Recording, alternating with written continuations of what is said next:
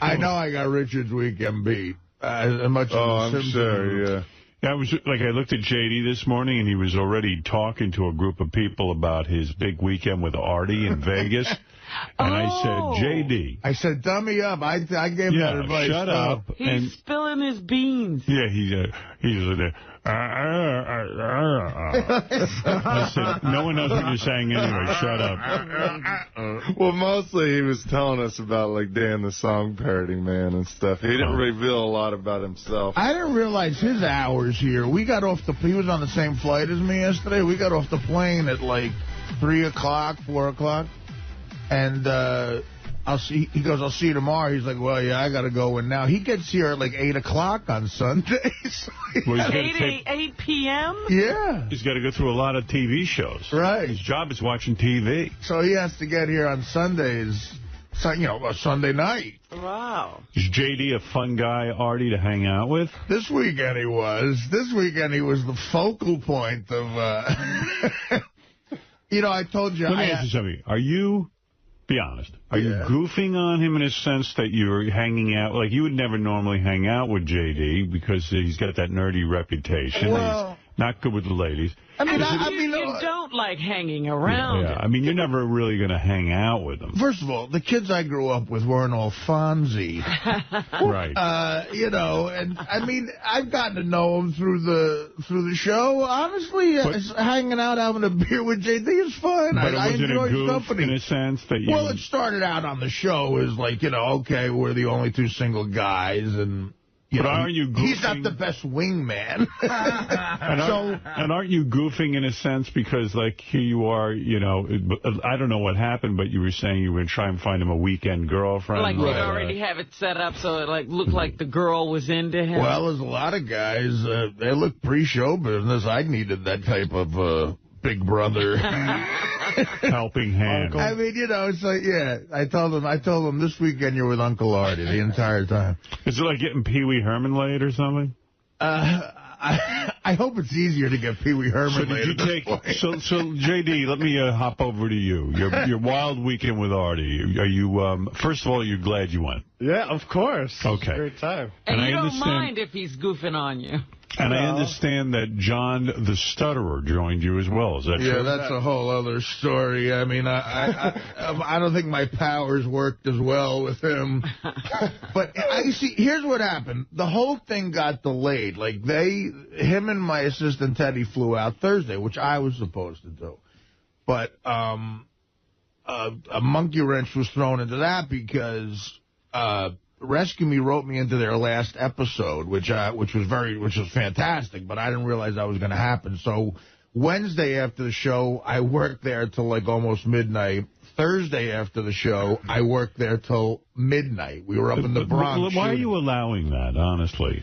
Because I love the show, and I want to be part of it. I know you love the show, but working toward midnight, you have to say, look, I can do this. They have a way of fixing their schedule. I can only stay up till 8 o'clock. Well, that was the only way I couldn't miss this show. Right. You know what I mean? Like, they were already doing me a huge favor by not letting me miss the show. See. So... Thanks for the favor, Rescue Me. Well, the deal I made them, I said, let me know. But the last time I took off, I was able to give Gary at least a week. This time they gave me like 2 days. I said, that's not, Right, not acceptable. Yeah, so I had to shoot till 11 o'clock in the Bronx. I mean, I was the last shot of their entire season. So talk about an antsy crew. It was weird. Like, I'm there, and they're all... It's like the last day of school for them. And when they yelled a rap, like, champagne went off. And, of course, I had to stay to have some scotch with the Teamsters. Okay. So I didn't get home till, like, 1 o'clock. So I couldn't leave until Friday. So now... By the time I'm at Rescue Me, I'm calling them. Teddy's there. I'm so fucking jealous of them. You want to be in Vegas. Yeah, right. So... So you didn't fly with J.D. and John the Stutterer? No.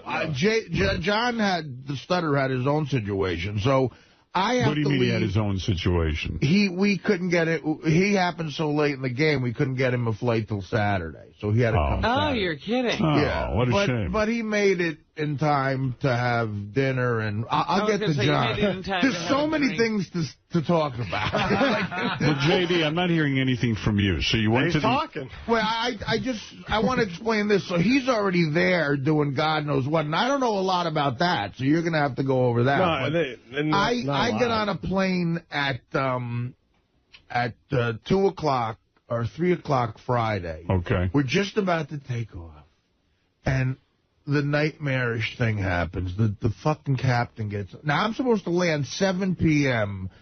Friday night in Vegas. I fucking hate these. Vegas time.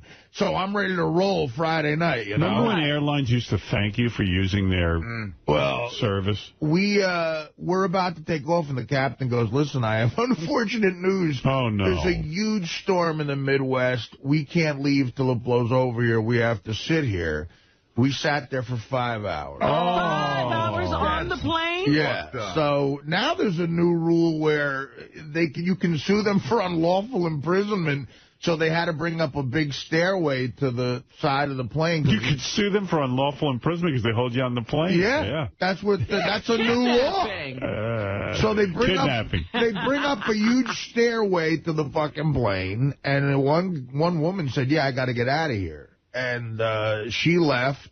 We became like a traveling shitty high school party. The captain said, we're going to pull over to get more ice and beer. So 5 hours on the fucking tarmac. Then we have to take, because of the storm, a diverted route. Normally, to get to Vegas takes about 4 hours, 40 minutes from here. It took us 6 hours because we had to go up to, like, Vancouver and down. I don't know. So I don't get to Vegas till after 1 o'clock in the morning. When your show was Saturday? Yes, thank God. So that do you sleep on the plane? No, I can't. You know what? That's all that goes through my mind as you tell me this exhausting schedule, because all I worry about is sleep all the time, because I get sick when I don't sleep. Right. And so I'm like sleep obsessed. I need 6 or 7 hours. Yeah. At least. Well, I do too, but, again, I landed in Vegas at 1 a.m., and I was so out of it. J.D. and Ted and Jeff Beecher, who runs the show, met me there, and I was like, thanks, guys. Something about Vegas, you get there, all of a sudden there's something in the air, man. I get in the airport, and I'm like, I don't know, I think I can roll for a few hours. So, he needs sleep everywhere but Vegas. Right. So they all came up to my room to sort of, help me check in. They gave me a really nice suite and everything. And I said, they were going to a strip club. So they were going to Scores, actually. So I said, guys, just go. I got to try to get at least some fucking sleep. And this was good. I managed my whore time perfectly. I called up this chick the chick who I saw the last weekend I was there, and I said, please tell me like you're in Vegas, because I like her. You know? So I mentioned this on stage too. I was delusional that maybe me and this would have been the third time we hooked up. I was like, maybe I think this chick has sort of like an emotional attraction to me because we talk on the phone and. Now, is this a whore or It's a hooker. But not, well, she was the first weekend. The second weekend, she didn't charge me. Wow. The Super Bowl weekend. That was the weekend she woke you up and blew you, right? Yeah, that was that weekend. That was a great weekend. That's real love. If a hooker doesn't charge you. So this was like, so she doesn't charge me the last time. I'm thinking, when you say she doesn't charge you, was it a visit to your room, or did you take her to dinner? No, full visit to the room. Right. But did you take her to dinner first? No. The Super Bowl weekend, she just came right to my room. And she said to you, Artie, I'm not charging you. It wasn't like that blunt, but she was like, she just came up and she just never, we rolled around and she just never charged me. Wow. So, and she also had the kid. It's like a long story. But you were generous. Yeah, we you mean you paid her whatever you thought? No, we went and had a nice, dinner and everything like that. You did? The same thing you do at a regular broad. Okay. Wow, look at you, Casanova. It was a late night thing, but, and that was at the Luxor, like one of those huge MGM Grand. I can't believe the whore didn't charge you. So listen to what happens. So I think, again, I don't know, maybe this chick really likes me, which is, I knew a kid who actually did that once. He banged the whore so good that she, like, converted. Converted to what? A regular person. She went back to human. Could you marry a whore? Like, could you be in a relationship with a whore? I don't think so. Yeah. I don't think I could marry one. You lived with one. What, for like a week, 2 weeks. And now it's 2 weeks. She needed a place to stay in Like LA. that kid from the Wonder Years, you know, who was in here with '𝗪𝗿𝗍, yeah. Jason Hervey, who said he married a porno star. And, you know, we were looking at some of her graphic titles, like hardcore. Anal Girls or whatever the hell. I don't know what the titles were, but one of them involved anal. And he was wincing the whole time. But I'm like, you know what, dude? You married her. Well, no, he won't call her a whore. Porn people are very, they're not whores. I know he's not calling her a whore, but she's a porn. But there's a difference, I guess. I would have a trouble with a porno star because I'd be embarrassed. I don't think I could ever marry. Okay, go ahead. So is she good looking? I bet you this whore is good looking. Oh, she's very, very hot. What does she cost if she charges She's the one I told you looks like she looks like a mini little Jenny McCarthy. Wow. No, Nicole Eggert she looks like. Oh. Yeah, well, Jenny and Nicole. Actually, I think more like Nicole Eggert she looks like. What does she charge when she's in full charge mode? Or could she get a couple of grand? The first time I saw her, I gave her $3 grand for the weekend. Right. Oh, wow. So anyway, so I'm thinking she's got like some sort of emotional attachment to me, right? Like, you know, I was like, you can't make it. How's your kid? Everything like that. She goes, yeah, you know, I'm sorry, I can't get in there. And then she goes, but I have a friend who will fuck you. So she doesn't care about you. She goes, I have a friend who will fuck you? And I'm like, oh, God, I thought we had something. I guess not. No referral service? I said, really? She goes, yeah, I told my friend about you. She's there waiting for you. And I said, yeah. I go, is the friend good? I go, yeah, she's very good looking. You like her. She's a lot of fun. And she gave me her name. I'm not going to say the name she went by because who knows? It becomes a little significant later on. My legs aren't open right now, but the whore down the block is. So I said, when can she be here? And she said, well, when do you want her there? And I said, well, I got to sleep. Can she get here tomorrow, like noon? And she's like, yeah. So there's a close sign on my pussy, but my friend is open. Right. So I go to sleep. And the next day, I wake up with a call from this broad, and she came over to my room. Now, she was brunette. She had, like, those Bo Derek type braids?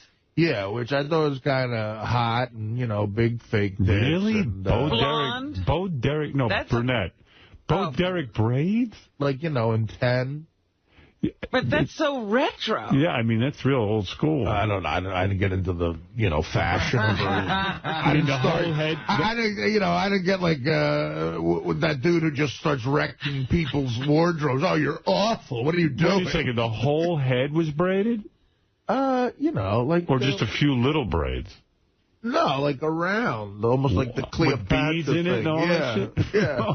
And did she have the fake contact lenses changing her eye color? What were you doing? I don't know. I couldn't tell you the color of her eyes. Black chicks do the braid thing. I'm surprised it's a white chick? Yeah. Yeah. Well, I don't know. She could have had some non-whiteness in her. Right.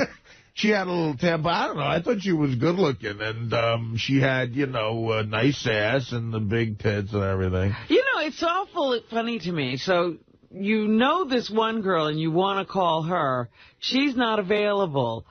You're okay just, you know. Well, I don't want to go looking. Who cares? I don't want to go asking. Then I have to ask people, you know what I mean? Or just take my chances of trying to. I was in Vegas. I wanted to fucking get laid. Okay. Because again, I don't know, I was like extra horny and stuff.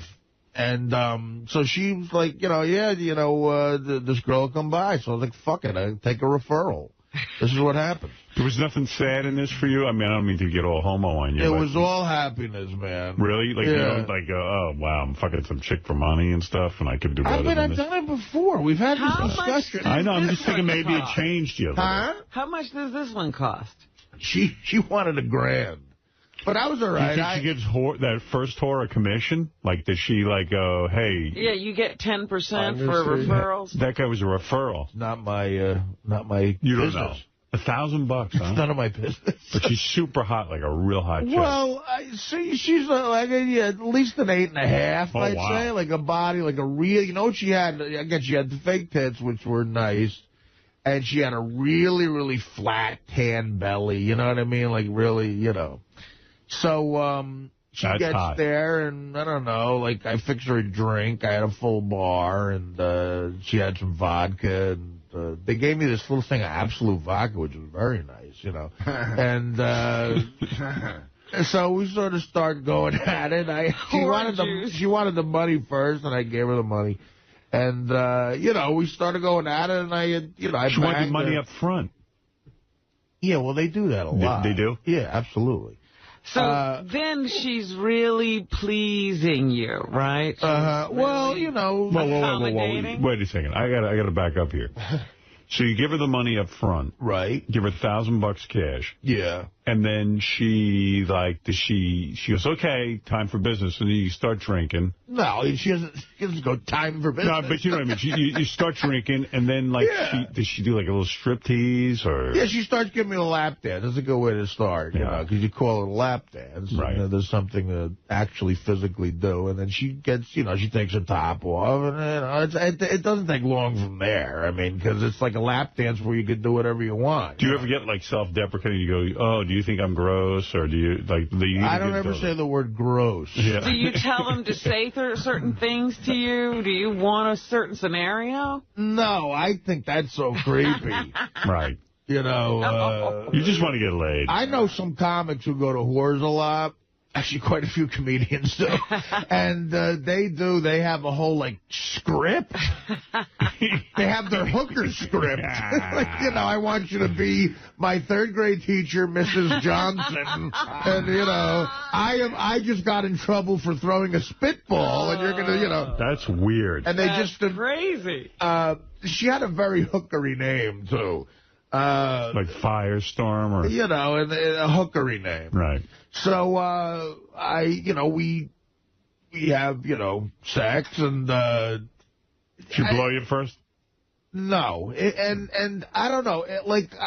She was hot and everything, but there was something, I don't know. I just wasn't as into this chick as I have been. Well, that's what I was wondering. I mean, could you really have the same good time that you were thinking of having? It was a little weird. I don't know. It was. I know what you mean. Like, I think I had to sleep till 7 p.m. is what I should have done. But. In other words, you wouldn't call her again. Yeah. Now, meanwhile, you know, I had friends coming in from Jersey. Everybody was down at the pool while all this was going on. They had a big cabana. You know, that Hard Rock pool is the most insane scene ever. And they're all down there having a good time. Teddy thought I was dead. Oh. He kept calling the room. He even went up to the room and knocked on the door. Why is he calling the room? You fucking haven't slept in 2 days. Tell Teddy to calm the fuck down. I know. The knocking at the door was really annoying. But it was a big enough suite to where I was in the other room. And then finally, like after we banged once, we just sort of lay there and I just went to sleep. And did she leave? No, she sleeps there. She rolled him. So at 7 o'clock... She fell asleep, too. Yeah, we both sleeping in the bed, which was all right. You know, creepy. I sort of miss having a chick to sleep. It's nice having a nice, soft woman to, like, lay there with. And you don't mind it's a total stranger. No. I mean, it's a little like... to rub a hole. It's a little like falling asleep with Beetlejuice in the room. If Beetlejuice had really nice fake tits. Right. So finally, the phone keeps ringing at 7 o'clock, or a little before 7. I answer, and it's Teddy. And he's, like, right outside my door. And Teddy's like, oh, I thought this was the trip. Thank God you're up. I'm like, what do you mean I thought this was the trip? Because I thought this was the trip where, you know, you were going to be dead. And I'm like, you know, what are you, preparing your CNN speech? You know, you little jerk off. He wants to be the one who finds you. He's not letting you sleep. I can see him like, I tried everything with that man. I used CPR. I tried to get him into counseling. So, he's waking you up every minute. Right. Well, I mean, look, I told him if I wasn't by the pool at 7 o'clock, I had Nobu reservations. Now I have to host like 8 fucking people because then John the Stutterer's coming in. So anyway, so I get up and I finally have to start getting motivated, and I try to give the old heave-ho to El Horo. Yeah, Bo Derek. And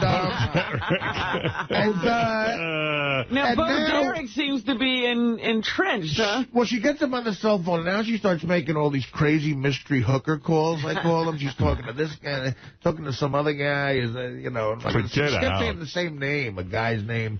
So Hoderick is Hoderick. Whatever. So hanging out. And then she had coke. They all have coke. Oh. And you know, and I keep saying, I said, listen, I can't do any cocaine. She's like, come on. She started getting really annoying. She woke up, the second she woke up, she fixed a drink. And I'm like, you know what, I think you have more problems than I do. Why do you think she wants you to do coke with her? Does she want to roll you for more money? Or I don't know. Well, that would mean we'd go probably the whole weekend. You know? Right. She'd get 1,000 again. So she goes and she goes in the other bathroom. There's another bathroom in the other side of the suite. And she keeps doing coke. I'm like, you don't have to excuse yourself in the bathroom. I'm like, I'm the only one here. Yeah, it's not a club. I'm clearly fine with it. It's Artie's room. So the entire 1,000 she made off you probably goes right up her nose anyway. Well, that's probably the sad truth, Howard. Yeah. Right. That's how they keep in the business. So so she's being really annoying. She's like, no, I want to come. Where are you having dinner? I'm like, I don't know. I got to have dinner with friends. She's like, well, are you having dinner in the hotel? I'm like, no, I'm not. She goes, yes, you are. I'm like, no, I'm not. What do you give a shit? You know, so you're now, a whore. And so now I'm sort of like, you know that thing I'm paying, that you pay them to leave? Right. I'm like, I paid you to leave. Already. Did you just say that? There was too much time in between the money transaction. No, we start getting into a crazy, stupid, retarded argument. Oh, you're arguing with a hooker? Yeah, now I'm arguing with her. As if we're dating. This is a Pretty Woman. But this is what she says. She goes, my friend, she doesn't even know who I am. She goes, my friend told me you were famous. I'm going to call the National Enquirer. Oh, stop it, Artie. And I go, honey, let me tell you something, first of all. But then she got a good one on me. I go, you're not sleeping with George Clooney. She goes, I know. And she rolled her eyes. This is a whore from hell. And I went... What, Artie, was she kidding around when she said she's calling the National Enquirer? No, she was absolutely serious. Like, coked out, crazy hooker You mean she was saying, if you don't take me to... She was doing hooker logic. She wanted to hang. I guess you know. You know, probably the girlfriend you had called told her he likes to hang out. He'll keep you for the weekend. Right. Well, yeah. She was blackmailing you. Well, listen, so she says to me... what a cunt. She says to me, you know, I want to hang out with you, blah, blah, blah. And I'm like, when she said the National Enquirer thing, I mean, it was almost funny. And I said, look. Here, I'll give you the number. If you called up the National Enquirer. To see you get me in there. If you called up the National Enquirer and say, I just fucked Artie Lang, they're going to go, first of all, unless you said Jessica Lang, we're hanging up. Yeah, right. Yeah, they're not looking for you. So I make that, like, joke that I thought was kind of funny. And then she went, who's Jessica Lang? And I'm like, I don't want to explain the joke to you. Wow, I can't believe, like, she said to you, hey, I want to hang with you, and if you don't hang with me, I'm calling the National Enquirer? Yeah. So now I said, what the fuck? So I said, listen, you just have to get out of, I have to go work, I have to do shit. So she's like, what do you do? I don't even tell her I'm doing a show in the fucking, I'm not telling her I'm doing a show, you know. But first of all, she was so blind. My picture was up every 2 feet. You know, if she just had any common sense, you could see I was working there. But that was your skinny picture. So finally I said, listen, yeah, actually. Maybe she didn't recognize you. Maybe she didn't recognize you. She's not, you know, she's not a whore who's a detective. And I don't know. The whore detective. I don't know if the other one might have told her my full name, but anyway. I said, look, just take another couple $100 and get the fuck out of here. Go play. I said, what do you like to play? She goes, I play craps. Like, you know. I said, go play craps. And just get the fuck out of here. So we're yelling. You said, get the fuck out of here. Yeah, yelling. I'm yelling at her. So she takes it and she takes the money. I think I gave her like $300. And she goes out the door, just slams the door. So now, I went over to, I called Teddy, who's down in Nobu with him. With JD. And 7 other people. I still got a shower. I go, listen, I'm running late. I said, you got to help me. I said, this fucking hooker, I don't know where the fuck she's going to go. I explained what she looks like, and Teddy's like, all right. What do I do? I go, just don't let her into Nobu. I told her she had the braids and everything. I was like, she's running around crazy, like crazy hooker. So I guess Teddy enlisted, what did he say? He enlisted you to help? Because when I shower, I run down, and then I see Teddy and JD outside. Like, He just told me the story, and we just had to keep a lookout for you. So you know they're looking for Artie's girl. That's good, because I got a feeling like JD's so out of it in Vegas and not, you know, feeling like an outcast. It gave him something to do. Well, he was on a mission. He was on a secret spy mission. He was on a mission. I'm on a secret spy mission. So important. I feel like I got something to do. I'm going to look out for Artie's whore. So here's where help out my friend Artie. Here's where the weekend. And what would JD say? Here's where the weekend gets great. But wait, what would JD say to the whore? I don't know. If he did encounter her? Well, he was just... You can't kind of know, bro. Well, he was Teddy's right-hand man, you know. Oh, okay. So I get down there, and Teddy's doing his job. He's guarding Nobu, you know. I get there, and all my other guests are sort of there. I had neighbors coming, and so John the Stutterer was landing and on his way, we heard. And he, of course, had no problem with his flight. Well, yeah, he was fine. He got right in. So we go to Nobu. Now we're in Nobu. You know, the beautiful big table they got us. Richie sent over beautiful desserts at the end, some free booze. And we all order food. Now, like, the merriment starts. I shower, and I'm starting like, all right, everything's all right. I have a drink. So now I know that my guy had hooked JD up, but I didn't know, you know, hookers have their own schedule. You don't know when they're going to show up. Right. So we're all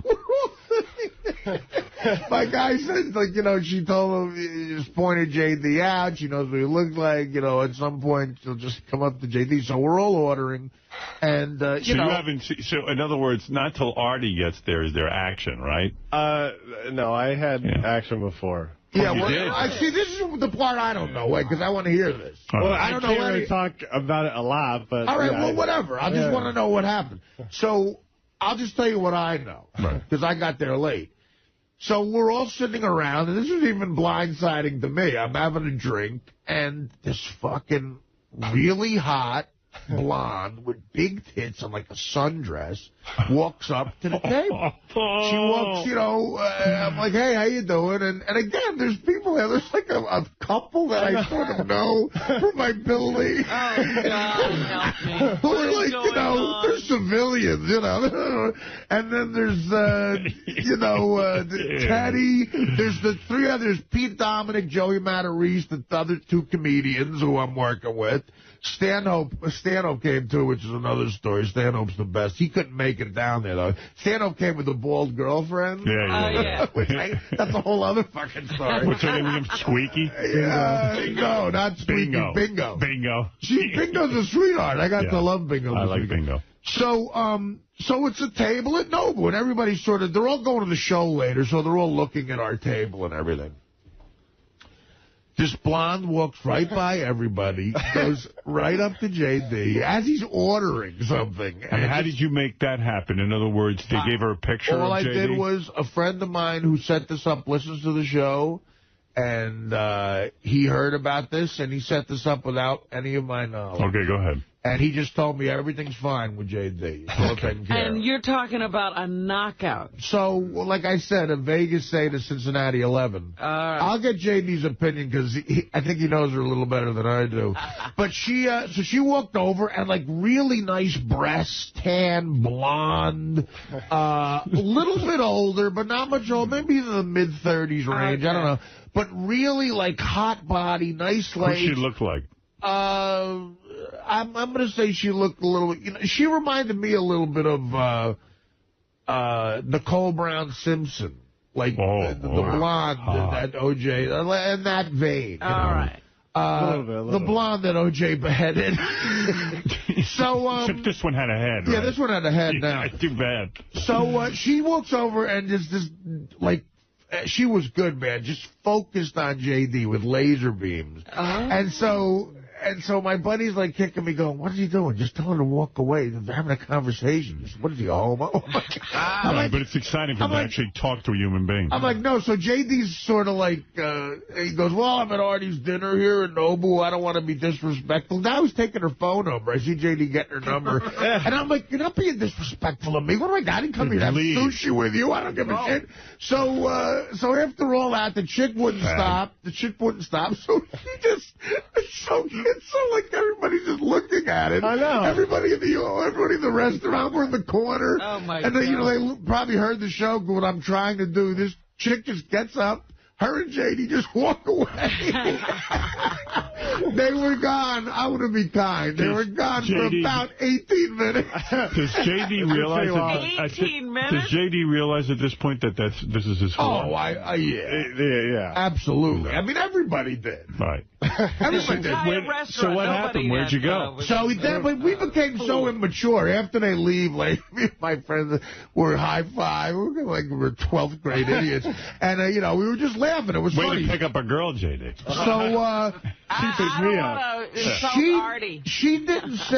She didn't say a word to anyone else in the room. She went right to him and was talking to him. Wow. And she did her job. Yeah. And then they left, so they leave, and then, okay, so I don't know what happened. 18 minutes and you're back at the table? Because I wouldn't even let him. Why don't you have some fun with her? What happened? It was probably a half an hour. He claims it was a half an hour. I just didn't know. It was so weird. Like, I didn't want to interrupt the dinner, and I didn't want to, be like... dinner? I didn't want to be like the douche that left the dinner to... I don't know. It was you are weird. A douche, but that's not the reason.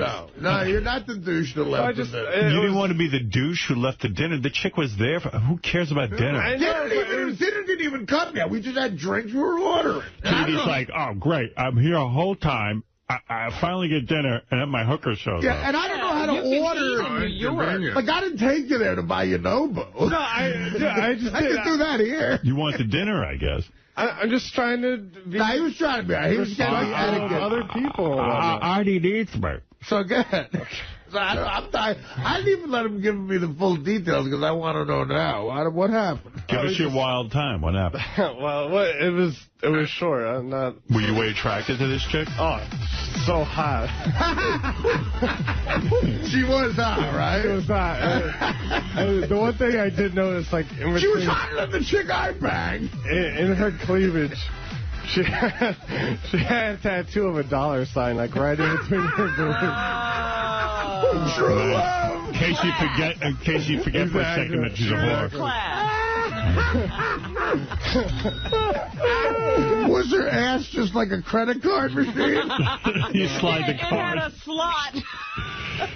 But so we left the restaurant and we're walking through and we get on the elevator and I just feel like I was like, I can't, I don't know what the hell's going on. These other guys getting on the elevator, I know they know that I'm with a hooker or whatever. I just got that vibe. Like, you know why they know? Because they're going to be with a hooker later. But, it's hard to believe that you would be with a hooker. It's hard to believe I would be with this hot chick. So. I know that, Root. She was, I mean, it did look like, I mean, JD's, he's a nerdy guy. She was like, I mean, she's like a hot blonde, Yeah, I mean, it was just like a total, like, a beam of guy walking with a whore. So... Every security guy looks at you. Yeah, it could have been your sister. People don't know. So who was these guys were just people who were staying at the hotel. We were just getting on, we were just on the elevator and it stopped and you go up to your luxurious Hard Rock suite paid for. Yes, we go in and she started taking her clothes off and did she say anything to you? Yeah. Like, what'd you talk about in the elevator? Did she say anything to you like, God, do I love crystal meth so much? No. I was trying to get her to like just come out with, the real deal. Like, I knew she wasn't like that big of a fan or anything. Fan? You didn't even know she found out who me and you were. I know, exactly. So, what is he talking about? What do you mean you're trying to find out what the real deal is? No, I just don't like fake situations or whatever. It's all based on that. Let the kid talk. I know, but that's just... That was annoying me. I didn't know about this. But no, it wasn't... I mean, it was fine. I kept up with What it. did you want her to say? Yeah, what did you talk to her about? Like, what did you say to her to get? I found out where she was from and stuff, and whatever. I've had those conversations. What you wanted, you wanted to have some, real conversation, nothing based in fake bullshit. Right. Whatever. So what happened? So what was the conversation? She wasn't Let me hear. into conversing with you? Was she like, oh, I know you must be, I'm not sure, are you in that movie Napoleon Dynamite? Or? Yeah. This whole thing went so fast, I don't... So what minute of the 18 minutes are we into? 9 minutes so far? Or is it 2 minutes? I'm busting his balls. Some people claimed it was 14, 15 minutes. It might have been a half an hour. So you don't like fake bullshit. In other words, you wanted to get some reality out. So you said, where are you from? Yeah, whatever. What's your real name? Whatever. No, I didn't get that far. Tell me what you asked her. I'm curious. I just where she was from and you didn't ask if she lived here and whatnot. No. If what? If she lived in the area and stuff. And you live around here? Yeah, and what did she say? Did she have an iPhone? Yeah, she said she works around the strip. Well, she sure Funny. So. But you didn't say, hey, my name is J.D., what's your name? No, she knew who I was when she walked. Well, she quote-unquote knew who I was. She had your dossier from her. Did you tell her how good you are with the TiVo? Did you brag a little to let her know? I didn't get into all that. All right. Did you mention the show? Yeah, I know. She knew about it. Right. So we went up to the room, and I mean, she as soon as we got up to the room, she started taking her clothes off and just talking. And you came when she took her clothes off? God, what did her body look like? She was in a sundress with the. Yeah, she was hot. Yeah. She was hot. Yeah. It was perfect. But she was talking dirty? Perfect J.D.? enough, yeah. She was talking dirty? Yes. What'd she say? Just she would, just talk dirty, I'll take my tits and rub it on your cock. Something like that. Boy, you didn't get that, Artie. Well, I mean, I sort of did, but the chick I was with was good looking, but this chick was way hotter than my bro. So did she rub her tits on your dick? Yeah, she did. Do you take your own clothes off, or does she undress you? I think I took mine off. Right. And and she said, she goes, yeah, you have a really nice dick, and I didn't have to say that. I'm on the clock. Huh? No, she did. It was an extra 600. I was like, geez, thanks. So she found something nice that you liked, your dick. So, she... So it's not my dick. Did you even bring rubbers? Did you have rubbers? She All right. took one right out. Okay, good. Well, yeah. She blew me with the condom on. How does that feel? Felt good enough. Right. I've had that. It's all right. I mean, if the chick's hot enough that chick, and you saw her tits while she was blowing, you're like, oh, that's nice. Had you beaten off a whole bunch of times before she showed up? No. I was actually at the pool cabana all freaking day. No, but I mean, you probably beat off the night before Artie showed up. No, because that was...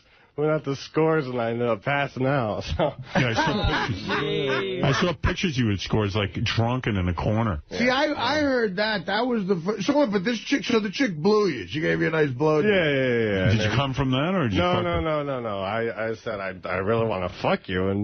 And so nice. I'm laying there, and she gets on top. And nice. starts going at it, and...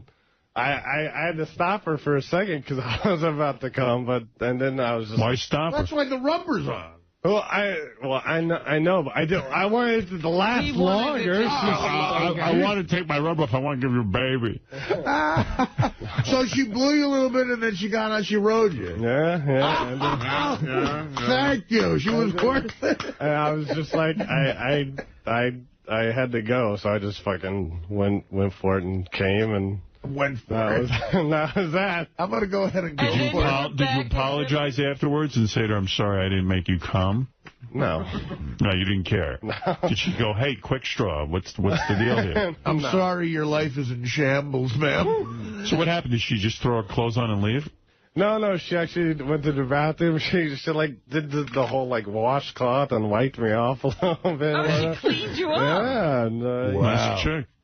And she cleaned herself off. And then she left. We both got dressed and went back down. See, now I am Did you take her down to Nobu? No, she left. No, she... Boy, Artie, you couldn't get rid of yours. I know, dude, that's what I was worried about. You have better whore etiquette. I know, but this chick was a pro. He got a pro, man, because she just, did her deal. And now I'm jealous that she rode you, because I'd love to see that body. She had such a nice body with... Is there any shot that she would have stayed and done you again, or... I don't know. You didn't want to be I just was confused about the whole situation. It sounded like that's what she had... was contracted for, and J.D. didn't know how to extend the contract. Yeah. You're like a nerdy Charlie Sheen. Well, we could have. I mean, I don't know. I mean, the problem was, I didn't get there on time. Then it became real hectic. Yeah. Now we're on the time constraint. So he came back, and it was so funny. When he came back, everybody was laughing. He had to walk back to the table. Big cum stain on his pants. What kind of look did he have on his face? I'm still coming a little bit. No, but dude, that's even better than I thought it would have been. That's fantastic. Anybody have a napkin? I gotta dab myself down. I still have a drippage.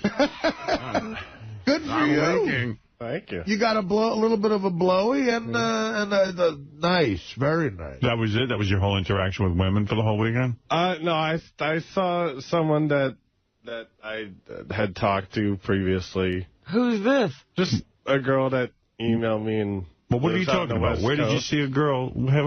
You had a girl talking to you who wasn't a whore? He said he had something set up.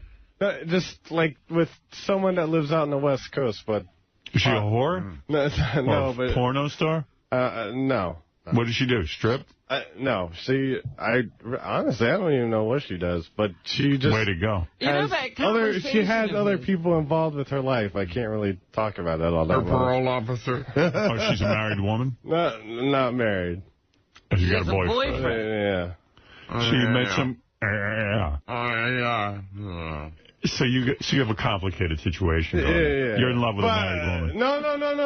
No. This was just like a one-time thing, and it was fine. And if I'm ever out there again... What do you mean? You called her up? Was this before Artie got there? No, yeah, this is before Artie so what happened? You were there Thursday night and basically almost all of Friday night without me. Except for like Friday. Oh, yeah? Yeah.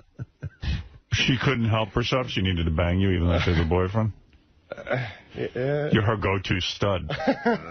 So wait a second. Where'd you meet this chick? She actually emailed me because like my email's on the website, and she got because she heard I was coming out to Vegas or whatever. And she emailed you and said, "Hey, if you want to hook up." Yeah, I mean, she emailed me pictures and stuff. You had never had contact with her before, and she heard you were going to Vegas, and she emailed you? Yeah, and then she had a MySpace, and I saw MySpace. Like everybody. So. And you liked the way she looked? Yes. You got photos? I want to see the pictures. I'll show you later. You don't have a picture of the hooker, do you? No. Yeah, I guess you wouldn't allow that. She'll take some pictures. She probably wouldn't. Get your phone out. I guess you wouldn't allow that. But anyway, so then the weekend just got fantastic. It'd be funny if you go to JD's house and like he has his arm around some chick. Who's that? Oh, that's my hooker from Vegas. Yeah. That'd be cool. Like they have like a family photo album. I have pictures of a couple of whores I've been with. Since you've been home, have you beaten off to the hooker like in your head? I was home for like a couple hours yesterday and. Do you think about her a lot though? No, not really. Like, if I'm out in Vegas, I wouldn't mind seeing her again. But what do you think she cost? I wonder what the deal was. I don't know. I don't even want to. Guy never told me. Guy never told me. I don't know. The guy wouldn't accept anything from me. So I don't know what anything was. But so you got laid before this chick showed up? Yes. So when was that? Thursday night or Friday? Friday. Nice. So she shows up, and what happens? We just, hung out for... where did you see her? Where did she come by the pool? No. She came by the hotel. Yeah. And... came right up to your room? No, we hung out downstairs for a little bit. Where? You take her and get something to eat at the bar. At the bar. You hung out at the bar with her? Yeah. And that was the first time you talked to her, or you talked to her on the phone before that? We had talked on the phone. A little bit. What are you wearing? What do you wear when you show up? Aren't you in the same clothes? My board shorts. Not from yesterday. I might have been wearing shorts. I was probably wearing shorts. Shorts? It's like a T-shirt. I mean, it looks well, a lot like that. So, like, she shows up and she's like, hey, I like the way you look, JD. And we were talking, and we headed up, and... You said, hey, let's go up to my room? Or she said it? Well, it was more of like a mutual, like, thing or whatever. We're just so this was like, you knew this was a sure thing? Yeah. Wow. Nice. She flew to Vegas or she trip. lives in Vegas? She sort of She drove. She drove? Yes. From where? L.A.? Somewhere on the West Coast. Okay. You had a 2-girl Vegas weekend. Wow. Yes. Sweet. So she drove all the way so she could bang you? Yeah. And so after how many drinks do you go up to the room? Just a couple. It wasn't long. And then she said, hey, I want to go up to to the room. Let's hang out upstairs. Yeah. This is Thursday night? Wow. No, Friday. And you go upstairs. Is she what number is she? An 8, a 7? What is she? 8 at least. Really? Is she hotter than the one from Nobu? She's natural, so I would say so no. Yes.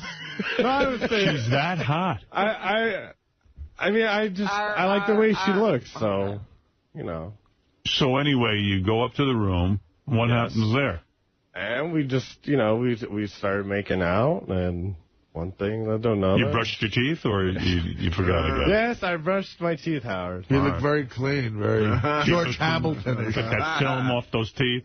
Can you imagine somebody driving somewhere to bang JD? It was like salmon going upstream. Thanks, Robin. Thank you. Is she like a huge super fan? Did you have to talk about the show? She is a super fan. She's got to call in. Oh, my goodness. Well, disguise her voice. Did you use a rubber on this chick? Yes. You brought it or she had it? I had one. I was going to say, I should have told you. I hope you would have known that to sort of rub her up for the... No, Boy, you got laid more times this weekend than you have your entire life, almost. Hardy, har. Is she in a porn website? Is she? No. Does she want to be on the show? Is that what's going on? No. She doesn't even want me talking about it. So she starts to take her clothes off in the room? We were making out, and we were taking each other's clothes off. Are you part of some sort of crazy scavenger hunt she's involved in? What's she wearing, like little panties and stuff? She was just wearing, like, jeans and, like, sort of like a I don't know, like a halter top, I think. Nice body? Yeah. Big titties? Yeah, like C. Wow. CD. Real what or fake? color was her hair? Real. She's a brunette. No shit. So you had a blonde and a brunette. A blonde and brunette weekend. You motherfucker. And you telling me... No redhead? So she takes off all her clothes and then she blows you? Yeah, and... Did she blow you with a rubber or without it? Without. Wow. And... You sure she was a girl? Yes. You fucked her. Who cares at this point? And it wasn't in her ass. Some of those trannies can hide their penises. No, I inspected her... You did. You took her, yeah. I took a good look. How would you know for sure, really? No shit. So, and then, like, how many times she bang you? We just did once. How long did you last on that one? That couldn't have been very long. Fried. Well, we did a couple of positions, so. Oh, really? Yeah. What positions did you do? It's like I was on top, and then I actually went to doggy, and and she got on top for a second. Wow. And, look at this fucking guy. She got on top, huh? And did she seem satisfied? Yes, Robin. Who cares? Fine. Who gives a rat's hell? Did she rock your world or what? Yeah. They both did. I got my world rocked. Are you having feelings for the? I know for the whore you're not, but no. Because I know the deal. So I know the deal with everyone. What's the deal? Maybe she'll dump the boyfriend. No. Her life is like on the West Coast. So you need someone on this side of the continent. I know. Nobody from here drives anywhere for you. No. They won't even get on a subway. Look at you, Casanova. Yeah, your life should be on the West Coast, apparently. They should make a movie about you called Shampoo. If I lived in Vegas, girls. Well, I got recognized a lot in Vegas. Yeah, Vegas were big over there. They loved you. Well, because then at the end, then he came back. We had a really beautiful meal.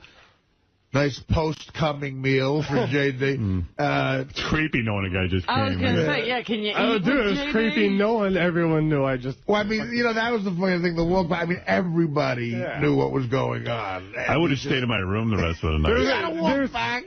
There was even a guy backstage at the Artie show who was at Noble and goes, yeah, me and everyone at the tables around us knew what was going on. I was like, oh, geez, thanks. Because everybody was like, as I was leaving, everybody was giving me like the thumbs up. Like, yeah, I think he's all right. I think I taken care of him. What did your neighbors ask him when he got back? They were being very polite. They would have been nice. They were sitting by me. They didn't really bring it up. It would have been nice if the girl, like, kind of visited you in your room and then put on that display in front of Nobu. Dude, I'll take it any way I can get it. So right. I didn't know she was going to do that, but that was so much funnier, though. Just for the story. To be a part of it. So, What about you? Any more horrors for the weekend? Or that was it. Well, what happened was, so then now, that started a night where we just stayed up all night and then went to the plane. We finished eating at Nobu, got a little lit there, and then backstage they had a whole big setup for us, or like a pre-party. Mm-hmm. And, which was great. Now, did you gamble? I didn't get any chance to. Wow, but Artie. The real cool thing was it ended up being great because John the Stutterer got there. John got us at Nobu. I got a glimpse into his living hell. What do you mean? I said, John, do you want something to eat? And he tries to answer you on a yes/no question. I'm just going, no. And he goes, no.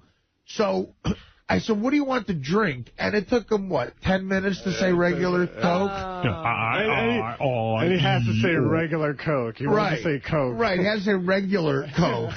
And, again, it was just, the guys... He could write it down if you didn't want to be a pain in the ass. I guess, but he wouldn't eat anything. He wouldn't drink any alcohol, and he just... He doesn't drink alcohol, that guy? What? He's on medication. He's on so much stuff.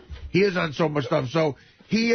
so what? He sat there... It's almost like, I hope I die. My one big failure for the weekend was I didn't have enough time. I couldn't get him abroad. Unless he somehow got it on his own. Well, you couldn't get him a girl? I couldn't work it. No, I don't know when he was getting there. What do you mean you couldn't work it? I don't know when he was getting there. I didn't have enough time to work it out. You were busy. But, yeah. I had too. But... it worked out to where, you got a free trip out there, you got the room, and what they did was after my show, the club there, Body English, they were like, look, if you come here and take some pictures and everything, they gave me like $5,000 in chips. Wow. And so I was able to pass that wealth around a little bit. I gave JD like $500. I gave John the Stutterer like $500. Wow. And I'm like, you don't have to gamble it. Just pocket it if you want. I think, right. Did those guys gamble? I don't know what happened to John the Stutterer. He came by the show. The crowd was amazing. The first thing I said was, I have an announcement. JD has gotten laid. The place went nuts. That's funny. And then at the end of the show, I brought John the Stutterer out. It was so fucking... It was like 2,000 Fred Norrises torturing him. He tried to say that, and everyone was going, I was like a simultaneous, like the beginning of Crazy Train. And the show was amazing. They were a great crowd. And then but an interesting thing happened for a little self-esteem booster for me. Nice. Before I leave, remember a couple of months ago we had a Win Fred's Money chick on? She got naked. She was with a guy who she dated, and they swung out in California. She brought chicks into the mix, and I don't remember, but yeah. She had a really, really nice body, and I remember, like, I was fawning over her body. It's one of the chicks I started to get $20,000 in bang, all that shit. So at the time, she goes, you flat out asked her on the air, would you have sex with Artie? And she said, he'd have to lose 100 pounds. So Will, as I'm leaving, Will shows me an email from his broad. It says, this chick called, she's going to be in Vegas, and tell Artie that I want to come to the show, and I'm now single. Oh. So I'm like, wow, really? Romance. So I get her number, you know. So she shows up, but now she's got the boyfriend with her, the ex-boyfriend with her. And I'm like, what is that all about? So they came by my show. She looked unbelievable. She, I don't know if I wish I remembered this chick. TV guys they got a picture of her somewhere in the Rolodex. I don't even know who you're talking about. I'm not going to give her name, but No. she showed up with this fucking tight, like, you know, the chick, you saw the chick in the blue skirt. Yeah, I know who she was. Dude, he's the one that took the picture of me at Scores. Right, really, really nice body. And she comes backstage, and she's with the guy. I'm like, you know, so afterwards we go to the club, the Body English. She's sitting next to me, and she goes, well, I guess I'm not that memorable. I'm like, what are you talking about? She goes, well, you know, you remember me, and you said I was so hot on the show. I'm like, yeah, I remember you. She goes, would you go out with me? And I go, the question is, would you go out with me? She goes, of course I go out with you. I guess the 100 pounds doesn't mean shit. I put on 5 pounds by now, honey. And she's like, no, I never cared about that. I'm like, what about your boyfriend? She goes, no, we broke up. We're broken up. I'm like, well, why is he here? Yeah. She's like, you know, he just wanted to come. You know, we're both fans to the show and everything. So I got her number. And nothing happened. Okay. Nothing happened, but she said I could come out to New York like within the next couple of weeks. Well, fly around, man. She was she looked hot, and she had She a was fucking, hot. yeah. And she's not a whore, which is a big step up. She was beautiful girl. Well, who is this? Oh, I don't even remember the circumstances. She was a Winfred's money chick. Wow. I don't remember. I don't know if does the TV guys have any recollection of what I'm talking about? We'll find it. Yeah. About 2 Winfred's monies ago, or maybe 1. And then we all went. I was able to pass out some gambling money. That Club Body English is so fucking great. The broads, you know, tables, just Sodom and Gomorrah. The pool scene there, the Hard Rock, it's just, I mean, I don't know how people live there. My friend lives out there. Yeah. There's no form of reality. It's just heaven on earth. It's really like, you know, some people describe a scene and you go, it can't be that good. It's that good. Really? Yes. The club there, and the pool. Well, you've seen the pool. Yeah, no, it's a man's paradise. Yeah, it really is. It's a man's paradise. Yeah, it's like everything. It's every cool party you'd ever want to go to. Exactly. Right. Combined, and the chick-to-guy ratio is nice. And at the end of the show, I brought J.D. out there, so they gave J.D. like a standing ovation. So you had a big weekend, huh? And did you guys all fly home together? We stayed up all night. Wow. And went right to the cab, which is par for the course. You stayed up all night, no gambling, you were in the club all that time? Mostly, yeah. And, you know, it was a real nice money weekend. There was a good sold-out crowd. You never ran into your hooker again? No, I don't know what she was doing. And thank God. And, what a weekend, man. And we got on a plane and we flew home together. Look at you. Artie, you made a lot of people's dreams come true. I said to these guys, I said, if this plane is delayed on our way, I said, I'm just going to a realtor and getting a condo in Vegas. I can't deal with it again. The flying right now is... It's insane. That's my next goal, is to get enough scratch to where I can at least lease a jet or something. Well, maybe you get some of these big hotels when they hire you to fly out. Yeah, you gotta, right, if they own a jet, it might be worth it. Right. I gotta start talking about that, because these weekends where leave the show, cross country, do a gig, come back, is nuts. That's a lot. You know, but at least J.D. got out there for Thursday, though, you know. Well, from what you guys are saying, Artie got laid. It was a great weekend. J.D. got laid, and John the Stutterer got a regular Coke. That's right. See, you know what happened? J.D. got laid twice. That's why John couldn't. Well, you know what happened with John? I said, listen, my guy said to let you have the room for a couple of days. I said, hang in Vegas. And then he said, he goes, I have to get back to work, too. I guess he's doing a show tonight or something? Yeah. He's doing a radio show. Yeah. Is it tonight? I think he said it's tonight. Yeah, for those of you who wanted John the Stutterer show, and like some people have written me and said, I'm not going to listen to that for more than 1 second. We don't care. You know, we're trying it. John, a lot of people wrote in, so they like his politics. They like when he talks politics. And if he does a political show for an hour, we'll listen. And we're going to give it to you tonight. And if you don't like it, well, there's certainly many other choices. So we never worry. We never stress out. We try different experiments. I think it's going to be funny. And again, I got a little glimpse into his living hell. And then we got into a funny conversation at the... We checked into the airport, and we were sitting at a diner in the airport in Vegas eating. Who would you rather be? Okay, interesting answer here. Who would you rather be, Jeff 𝗛𝗿𝗄 or John the Stutterer? I would rather be John the Stutterer, and I'll tell you why. Okay. John the Stutterer could do something about his stutter. They do have some That's hope what I there. thought. And Jeff doesn't have the arm. Right. Jeff's ass is all infected. He smokes. His body's basically unhealthy. Right. John the Stutterer, even, like, he's got a nice weight. He's not a bad-looking guy either. Yeah. I would rather be John the Stutterer. What do you say, Robin? I say Jeff 𝗛𝗿𝗄. Why? Because Jeff has done this damage to himself.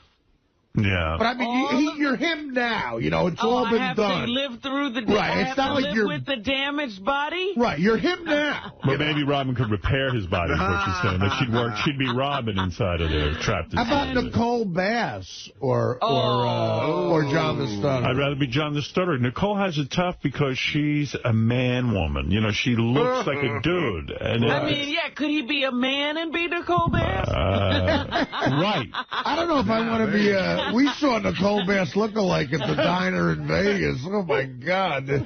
I don't know how women do that to themselves. I mean, she was, you know, you could see if she was thinner, she would have been a nice body tan. But she's just bulked up like a fucking, football player. Yeah. But this was one of those weekends, where I actually said, mission accomplished. Yeah. No, you did good. You know what? You're like an angel. You know, Santa Claus. You're Santa Claus. For people who want to get laid. You're the size of Santa Claus. Well, I'm probably bigger than the average Santa. But you really were like Santa Claus. You took two guys who don't normally get to have a lot of fun, J.D. and John the Stutterer, and you gave them a time of their lives, right? Am I right, J.D.? You want to say something, Artie? It was probably one of the best weekends of my life. I couldn't thank him enough. Did you thank Artie? Of course. Yeah, he did. I'd like to hear you say something on the air and publicly and recognize him. Artie, I love you. I thank you for everything this weekend. I couldn't thank you enough. Are you Artie's bitch now? As they say in Hawaii, I guess. I don't know. All right. Hey,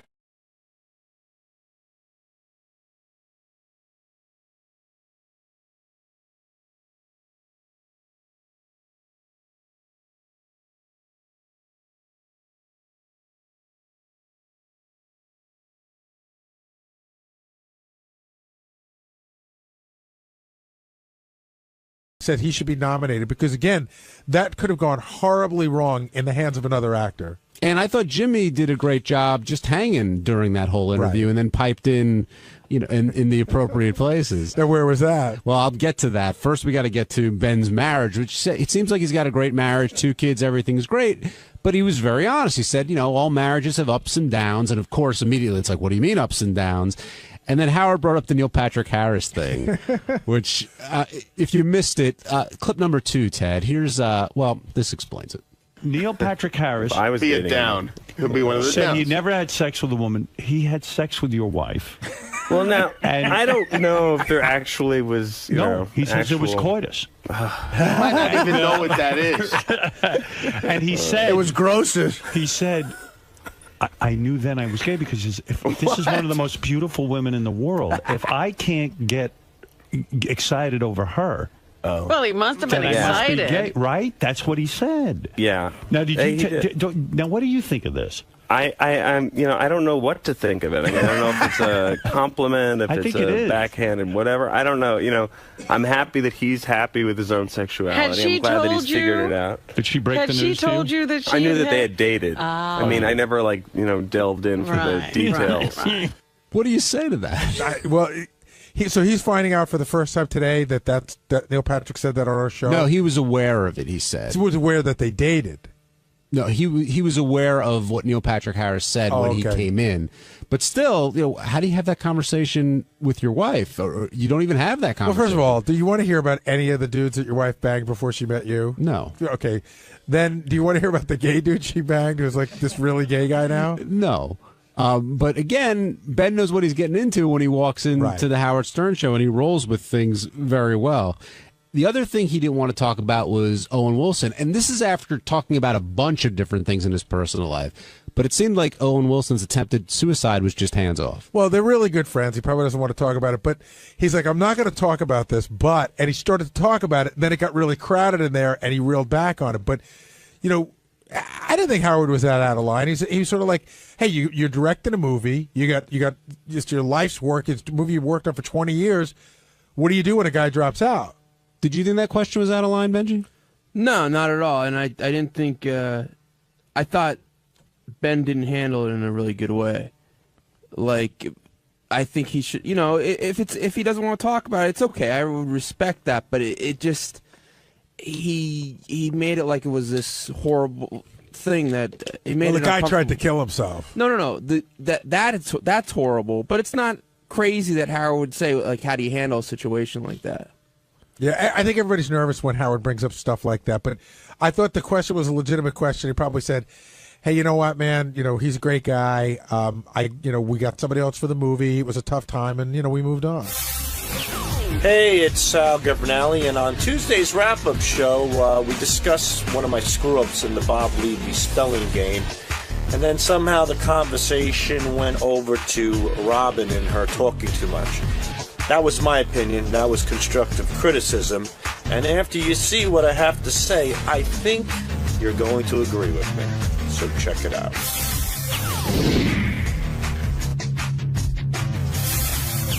Sal, I'm glad you came down here. I see your stuff in your face. I'll give you a second. But I know you apologized for the misspelling and you blamed Google and Gary and Robin and everything else, but ultimately you took responsibility for your mistake. No, in an argument where one's right and one's wrong and it's Sal and Google, I think one is Sal, who was trapped in a pizzeria as a kid. Hostage. Hostage. And the other one is a company that recruits Harvard and Yale kids. So I don't know, Sal. It's I a think bad you summed matchup. up. I think you summed it up right there. But Sal, you did Artie. the greatest prank ever, you and Richard. It was vintage, you guys, and then you fuck up 10 minutes later. So explain the fuck up. We don't care about the prank. Exactly. Why'd you blame Google?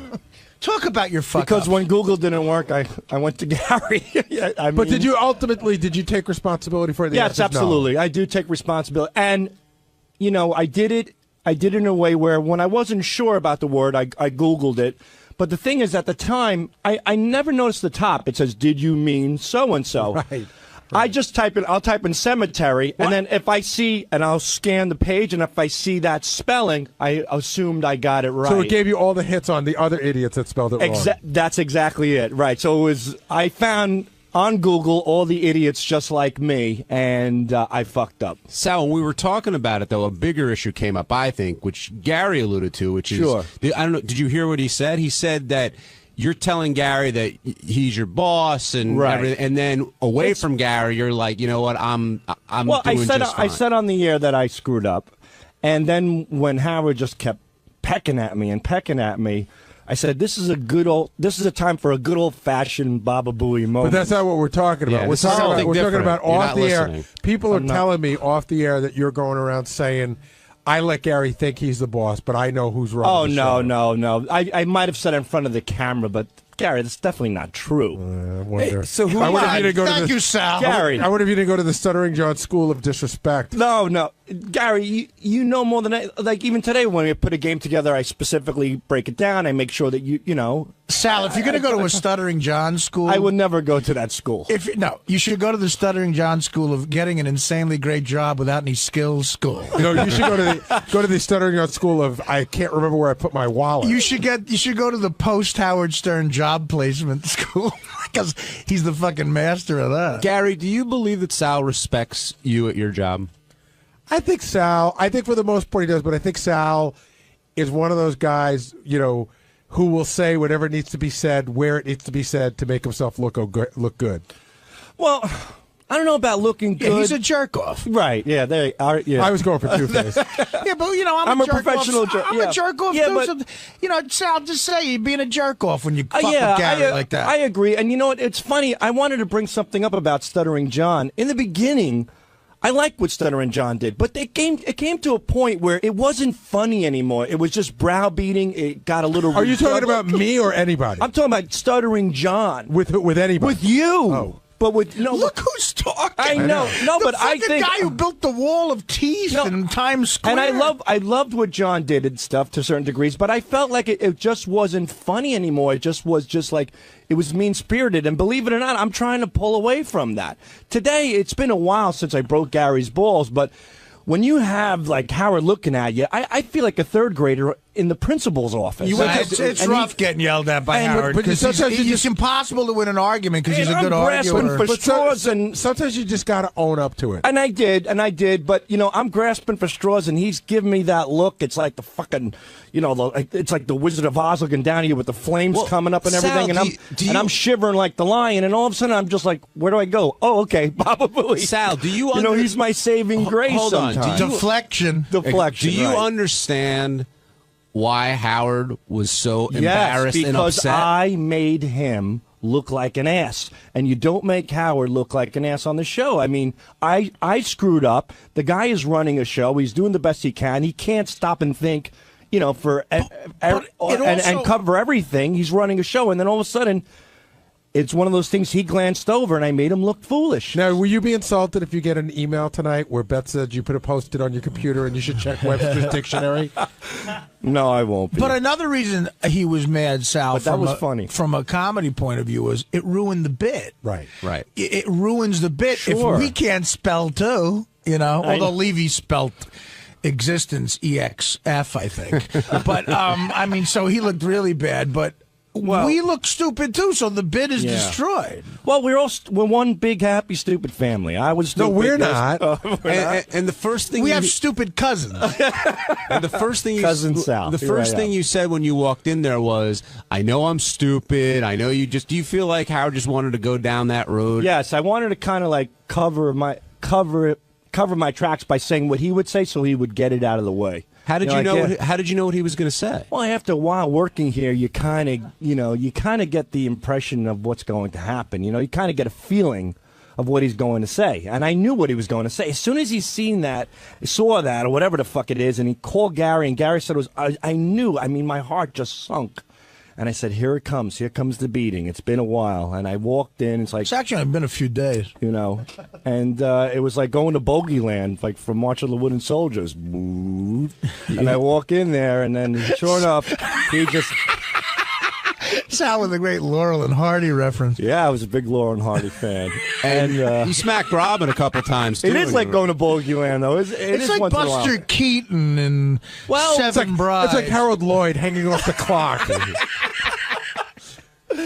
With Robin, look, I like Robin. I'm not going to be one of those guys. I love Robin, but I like Robin. But she's got to know her place sometimes. I mean, what is her place? Well, yeah, what do you know mean what by I mean? that? Well, there's a pilot and there's a co-pilot. Back of the bus, Sal? Is that what you're saying? No. That's a long time ago. But what is it? You mean, in other words, Howard's a pilot? Enough, Sal. Howard's a pilot. She's got to sort of pipe down? In certain cases. But like what? Like a case like where Howard's browbeating you? Right.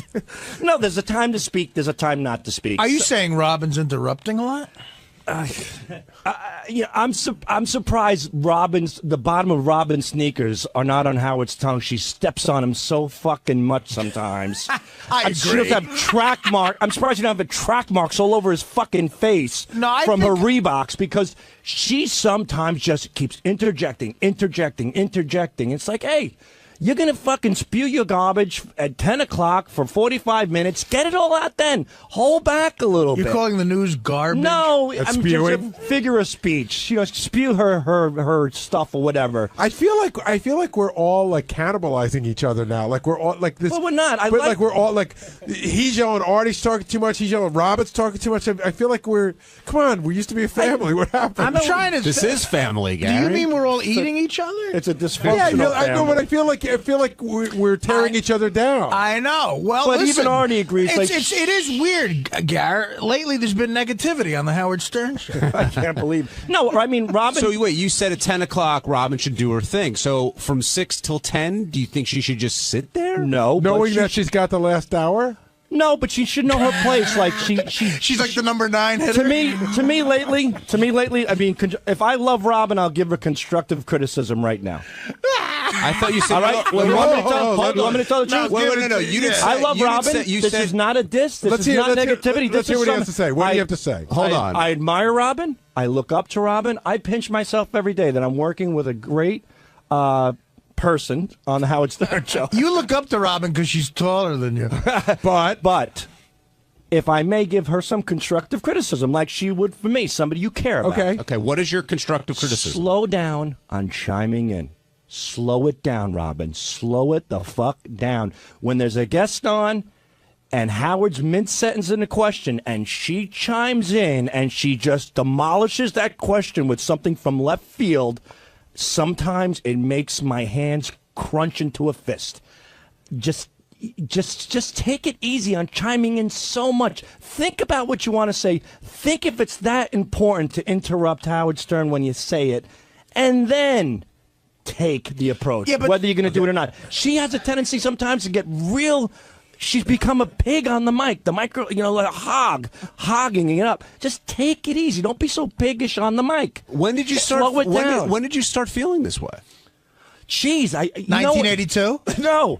I would say, recently, about 7 months ago, somebody sent in an email, and Howard read it, that Robin is chiming in a lot. She's not chiming in. She's stepping on Howard a lot. And Howard read it, and I remember that week she really piped down a lot. And you know what? She was brilliant, and I loved her, and I still love her. But she's got to know her role. You can't have too much of everything. You're going to turn people off. Slow it down, Robin. Just slow it down a little. And I mean that from the bottom of my heart in a kind manner. Just take it easy. So let me ask you a question. The 28 years or 28 or 29 years of chemistry that Howard and Robin have together, you're saying that she's veering off from that? I think she's really good at what she does, but I think she's becoming so confident that she's Robin Stern. You're Robin Quivers. You're the sidekick. You're the co-pilot. Wait for the pilot to make the move, and then listen to him and know your role. Know your place. You know what I mean?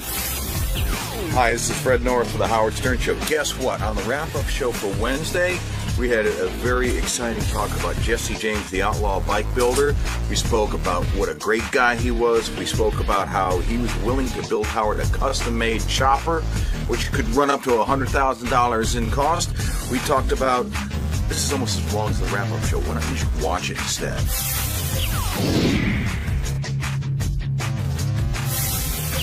Our in-studio guest today was the only Jesse James. And did you know a lot about Jesse James coming into this, Gary? Knew nothing about him. Oh, really? In fact, I mean, here's what I knew about him.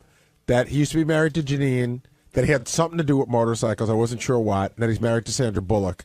But my first hint that he was more than just a guest came when our very own program director, Tim, came in and said that was his hero. He said that, he goes, "You're my hero." And I didn't understand exactly what he meant. And now as everyone called in, I realized, like, if you're into motorcycles, he's the guy. Well, it's not only that, Gary. That's when Tim encountered you. You didn't see Tim jumping and running down the hallway to get to see Jesse James. I mean, he was just, he had stars in his eyes. Yeah, he said Tim told me he was nervous meeting Jesse James. And I was a bit of a dick. I felt really bad. He goes, "Jesse, I just got to tell you, you're my hero. You're unbelievable. I think the world of you." And I go, "That's so funny," because that's what he said to Arlen Specter last week. Because it's true. He likes Arlen Specter, too.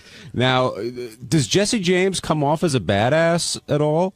No. I mean, Again, I didn't know much about him, but he's got a really good vibe. He just seems like a good guy. He's like sort of, I read the notes on him, and I see he's been through some crazy shit, but, he doesn't look like he's going to kick your ass, except for all the tattoos going up and down both arms. But he seems like a sort of a gentle guy, and I don't know. I thought he came across as really nice. And Tim wasn't the only one who was excited. Fred was happy about it, and I think Fred's going to drop by. But Robin was also very excited to meet Jesse James. Is that the titties were out for him? Is that what the deal was? That's the rumor that was going around. I don't know if there's any truth to that. The truth is the titties were out. Whether for him or not, I don't know. Right, that may not have been the reason. But had you seen him at all on Celebrity Apprentice? No, in fact, I only heard a couple of clips. I heard one clip that JD had pulled for when Dennis Rodman was here, where Dennis Rodman went off on him. So, in fact, I thought I knew what he looked like, and I was completely wrong. I don't know why. I thought he was Ricky Rackman.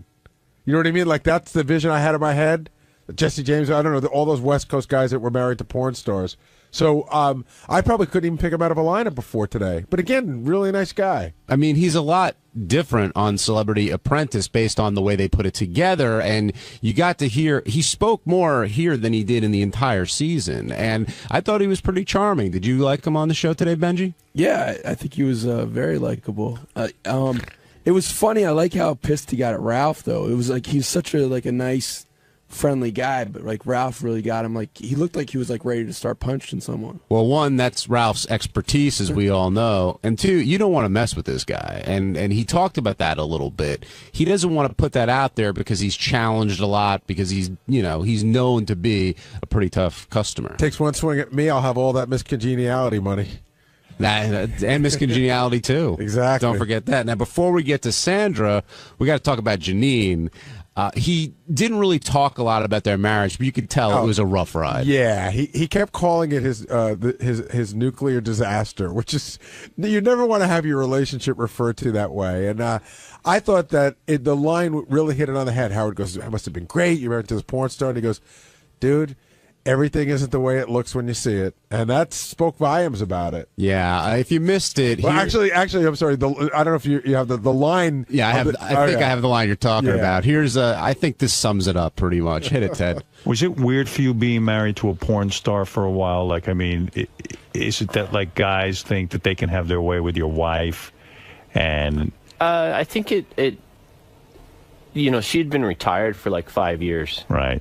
And so it wasn't really on the tip of your tongue, it wasn't like she's a current huge star, it was over in the past and she was changing. But then, I think it's harder for her to be in that kind of spotlight, Would you recommend that a guy marry a porn star, or do you think that they have too many problems, that it's just too much of a thing to overcome? Just buy the DVD.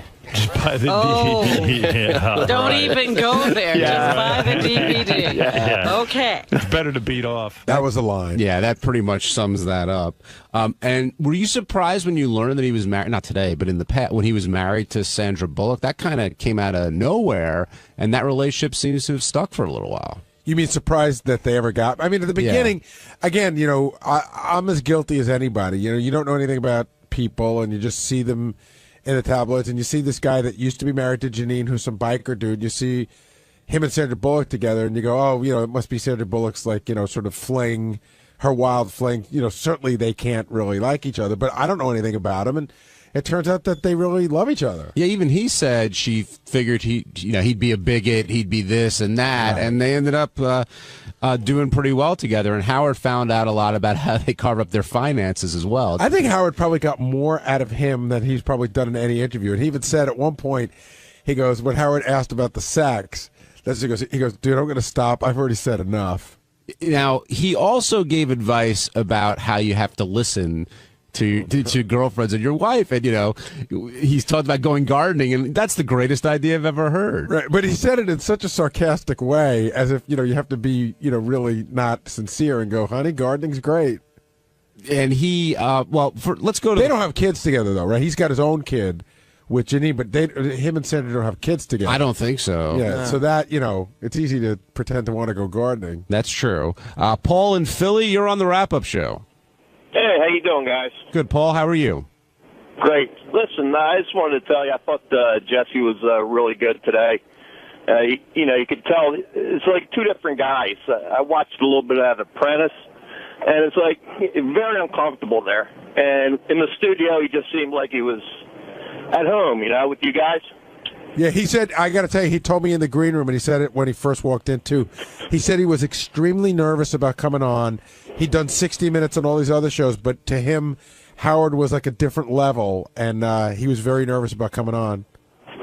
Yeah, it just seemed like, he really hit it off with you guys. He was really happy to be there, Yeah, good guy. Good guy. Do you think people can appreciate a guy like Jesse James because of what he does? I think initially you hear, oh, he makes bikes, and he's a so he just makes bikes. You know what I mean? Like, again, I don't know much about motorcycles, and this much what I'm about to say I learned from Fred. Fred will talk in a minute because he just showed up. But I didn't realize that to me a motorcycle is a motorcycle, and that there are guys who make motorcycles that's like a piece of art if you're into motorcycles. It really is. I mean, it's one of the few things that you can buy. I mean, when he was talking, he said the most expensive motorcycle that he made was $300,000. When you think about a handcrafted, personalized motor vehicle for you, that's a bargain. I mean, if you can afford $300,000. That was the other great part of the show this morning was when he offered Howard a bike, to make Howard a bike, and Howard said, first of all, listen, I could buy my own bike. There are millions. Tim came to my office and started jumping up and down again and going, I can't believe he's not going to take the bike. Why won't he take the bike? He's got to take the bike. Tim was very excited out there. What he should do is he should get a Howard wig and go up to him and say, I was just kidding out there. I mean, I really want the bike. Now send it to Tim's address. Now, Fred, you're an expert in this field. I don't know about an expert, but... Well, you're knowledgeable there. Knowledgeable, somewhat. How good is Jesse James at what he does? He's definitely one of the top 5 bike builders that there are around. I mean, somebody brought up Indy and Larry today, rest in peace. He was one of the greats, too. And, there are guys that are like that. And I really think it's like the last frontier in terms of like customized cars and bikes and things like that. People don't customize cars that much anymore because I think they all look the same and they all look like jelly beans. But at least with a motorcycle, it's like the last frontier. It's kind of like being a cowboy. Now, that Orange County Choppers, are those guys just an interesting show, or are they really good motorcycle makers? You know what? The jury's out on them. The real aficionados of bike building, they poo-poo them. And I'm one of the few people that doesn't, because I think anybody that brings bikes into the collective consciousness of the United States and makes them more acceptable and makes them appealing to the masses, that was one of the things that Jesse was talking about this morning. When you're riding in traffic, people have no respect for motorcyclists. I mean, they barely have enough respect for other cars. Well, I think when you're on a motorcycle, you're very vulnerable. I don't know why this pisses me off. I'm always very respectful. Like a motorcycle guy, if he's in front of me, I like to be very far behind because I always think if he falls, I don't want to run him over. Right. The thing that always pisses me off about a motorcycle guy is when he goes between cars. Something, I agree with that, and I think in New York State, I mean, there's certain places in the country where I think that's legal. I don't think in New York State that is legal, and I agree. I think it's a dangerous practice, and I think people should not do that because it freaks people out. Well, also, you can't. A motorcycle guy, like on the highway, they always show up in your blind spot when they do that. Well, that again, it's like that comes down to bad motorcycle riding. I mean, I used to ride a lot when I was like 14, 15, 16 years old. I rode a motorcycle before I ever drove a car. And I got a motorcycle again about maybe 10 years ago. I hadn't ridden in years. Maintained my license, hadn't ridden in years. And I, when I decided I was going to go back, I signed up for a motorcycle safety course, took a series of lessons, read a lot of books, and that's one of the reasons I feel fairly confident when I'm riding on the road, because they'll teach you where not to ride in the blind spot, what not to do, the stupid things that you can do to get yourselves in the trauma unit. All this talk about safety, so that brings me to a question. You've known Howard longer than me. Mm-hmm. Is in your time with the show, was there ever any chance that Howard's getting on a motorcycle? Not unless Bianca and Beth were like being held for ransom or something. There's no way that he would do it. On Thursday's wrap-up show, Sal came by, and I don't know how it came up, but we got started talking about Robin again. And Sal at first was trying to explain himself, but then he broke down a little bit, and it led to a lot of good conversation, a lot of controversy, and Robin eventually coming in here to confront him on what's going on in Sal's mind. And I've been trying to figure that out for 3.5 years. But it was a good show, and watch for yourself.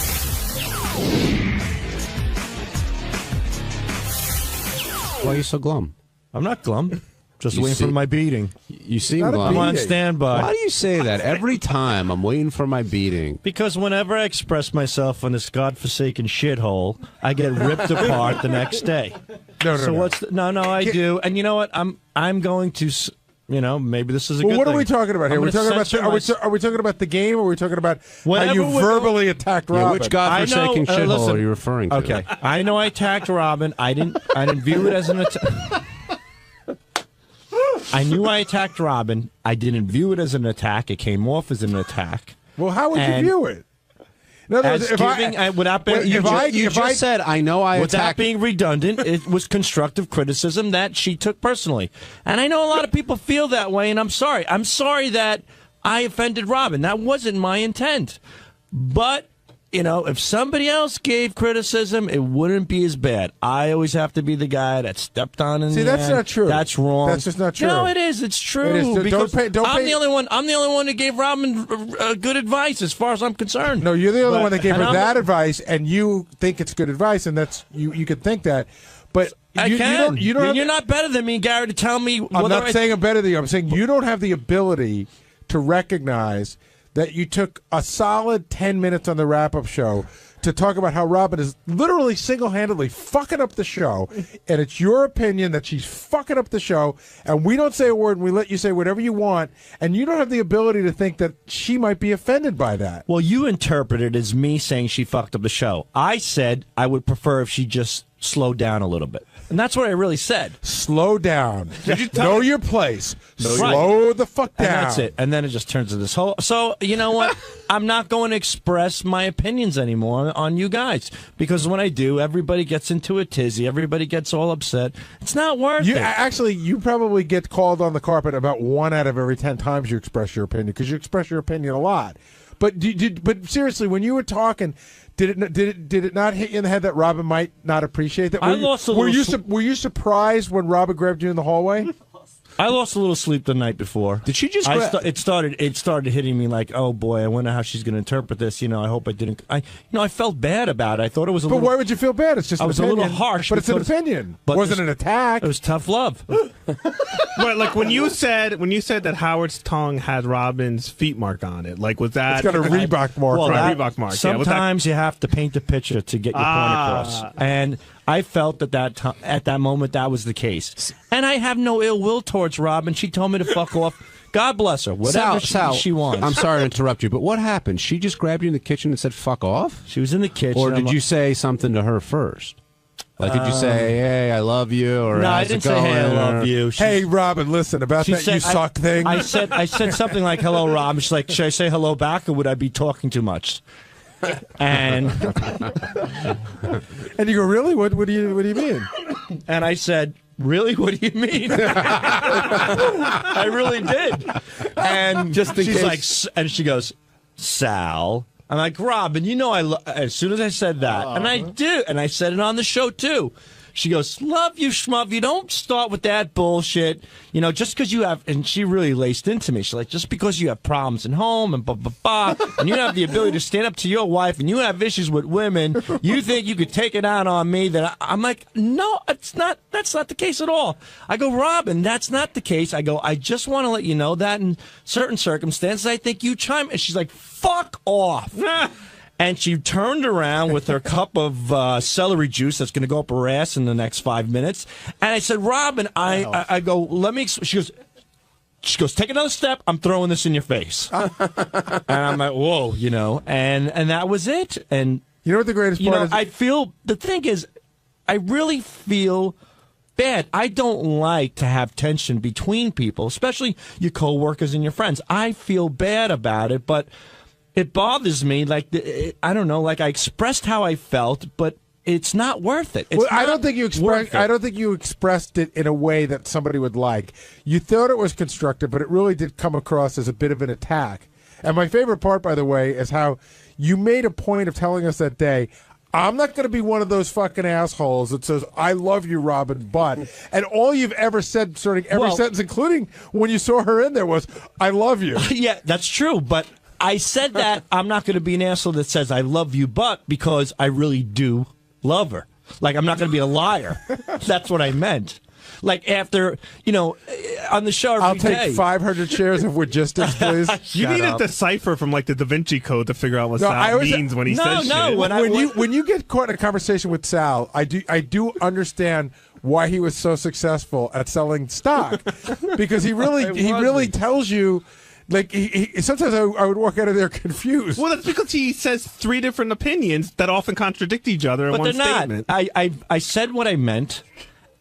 What? And Robin walks all over Howard? That I care about Robin, but I felt lately she's been chiming in too much, and I meant that. I expressed it maybe in a harsh way that she took offense to it, and I'm sorry that she took offense. Can I just ask? I don't like the tension. I do like Robin, and I think she's great at what Assuming she your does. criticism comes from a sincere place, did it ever occur to you that maybe a 25-year broadcasting veteran didn't want to hear the opinion of a stockbroker? More like a 30-year veteran. Robin's been on there for like 30 years. A wise man learns from a fool. A fool learns from no one. What?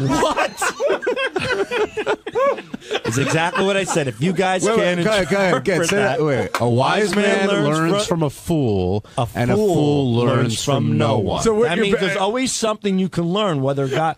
No, what it means is a fool has the inability to learn nothing, but a wise man should listen to the fool. Yeah, you can learn from a fool's mistakes. You can learn from a fool and a fool's actions. But there's always advice to be given. So who are you in the scenario? Who are you? Unfortunately, I'm the fool because Robin has the experience. So I'm putting Robin on the pedestal here. But she can learn. So you can always learn something. But I'm just saying it was unsolicited. Hey, like if she had come to you with a friend Richard Roper and said, have the right to tell somebody how to direct a film? No, but he could critique it. Yet he has no experience in that field. I have experience. You're not at least a little bit, not as much as Robin. Technically, you're not here to critique. I'm Richard's not, hired to critique. That's and that a big goes difference. back to my first statement. I'm done giving my opinion and critiquing. Oh, put the $1,000 on the table right now. There's no way you're done. And as much as it pains me, I'm done. You're not done. Honesty is dead. And you're the fool, and you've learned nothing based on your analogy? No, a wise man learns from a fool. A fool learns from no one. So who have you learned from? I've learned to keep my mouth shut. I've learned from this fool myself, I guess. Jack in Long Island, you're on the wrap-up show. Yeah, I think that's an Aesop fable or something. Look it up. It's on Google. Yeah, hi. I'd like to talk to Sal about what's going on with him. Oh, this is Ronnie Mund.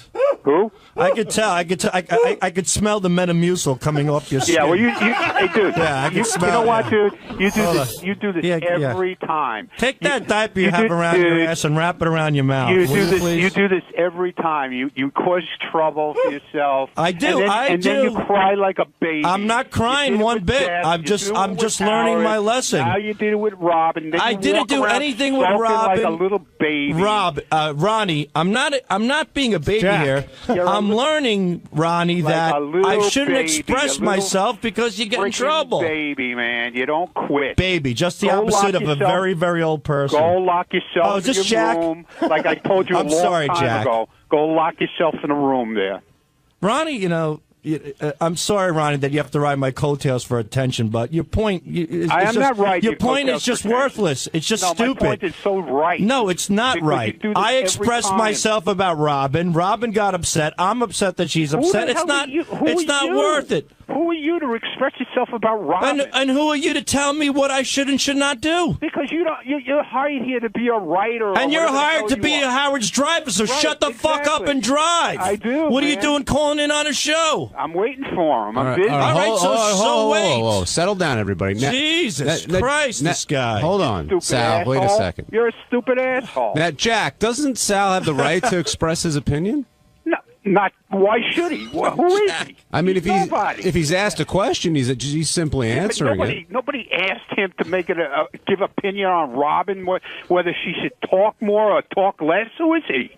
He's nobody. Robin's here. Hold off on the break. Robin's here. Benji, can you come right here, Robin? So, I'm in the hall, and people just keep telling me stuff about Sal saying various things. Why is this still going on? Well, didn't you have your say? I said heard I felt bad. No, he's not. He hasn't been degrading you. What he's saying is... No, but he said he was delivering a communication. I got it. He doesn't know. We were asking him how he could go off for 20 minutes and give his opinion. I put in quotation marks. And I said, did you not think that it might come back to bite you? And he goes, no, not really. Well, when somebody said Sal didn't understand, I said he could stop there. He doesn't have to put anything after that sentence. Sal doesn't understand anything. That's true. Just say that. I don't understand. I don't understand. I would egg you on, Robin, but right before you walked in, Sal's like pretty much on suicide watch right now. No, I'm not. Ronnie told me that Sal said he's losing sleep. I said, you shouldn't tell me that. Yeah, because we feel bad. So, Robin, did you take Sal's advice to heart? Oh, shut up, John. Do you really think I would take Sal's advice for anything? No. But clearly, I mean, you yelled at him in the kitchen, so something must have bugged you one way or the other. Sal isn't attacking me. Sal is attacking all women when he talks to me. That's what she said in the email. email. And that's what I don't mind an attack on me. Like I said, when he said Artie did something wrong, it was Artie did something wrong. When he says, something to me, it's like, know your place. Well, where would my place be? This week in Arizona. Howard's at the window. He sees Robin talking to Sal, and he's got this quizzical look on his face, like, should I go in there? And then he just left. He's like, so what would your advice to Sal be? I don't have any advice for Sal, because if I try to give Sal advice, because quite frankly, when I was talking to him on the air, I was trying to explain to him what a Google search is, which I don't think he understands. And I got, know your place. Shut up, stop piping up over there. So I can't give Sal advice. Robin brings up a good point. Like, when you fight with Artie, why don't you tell Artie to know his place? Because Artie threw a CD at my eyeball. Are you still angry at him, Robin? I'm not angry at all. I didn't even know this was going on. And people are telling me. I said, but the worst thing to tell me is that I made you lose sleep, because I'll keep you up the rest of your life.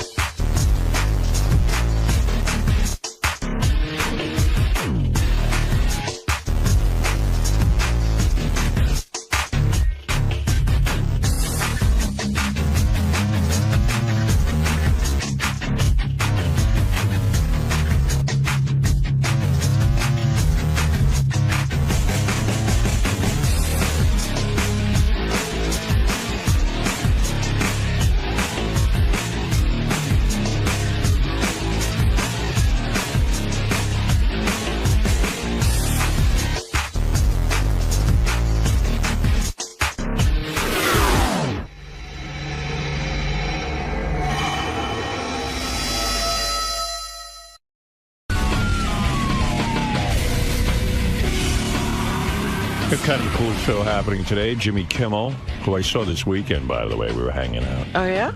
Yeah, Jimmy and his cousin Sal. He's dating his cousin Sal. Yeah. No, Sarah.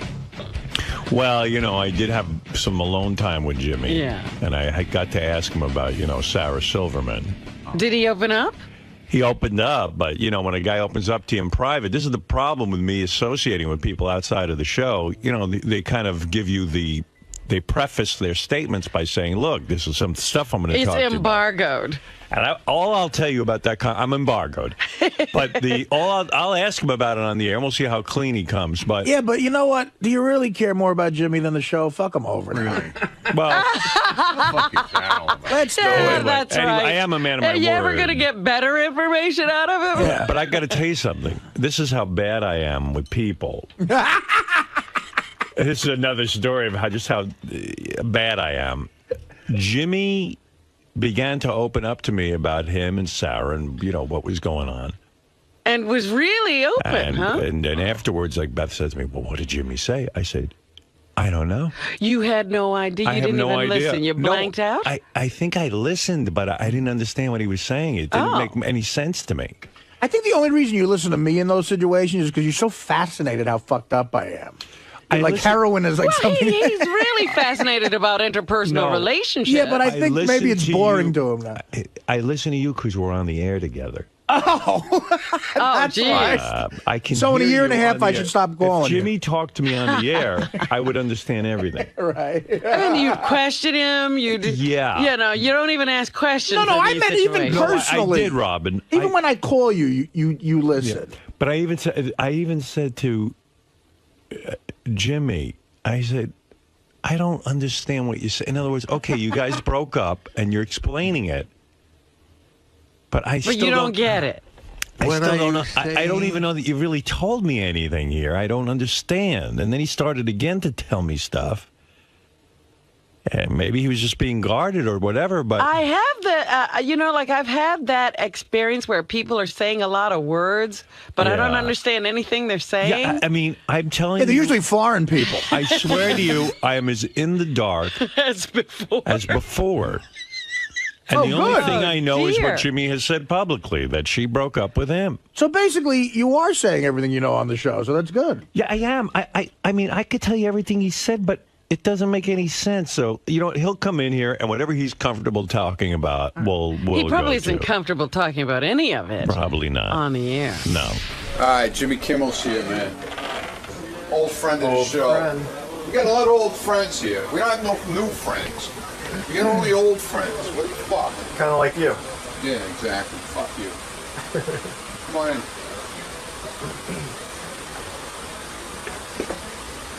Jimmy.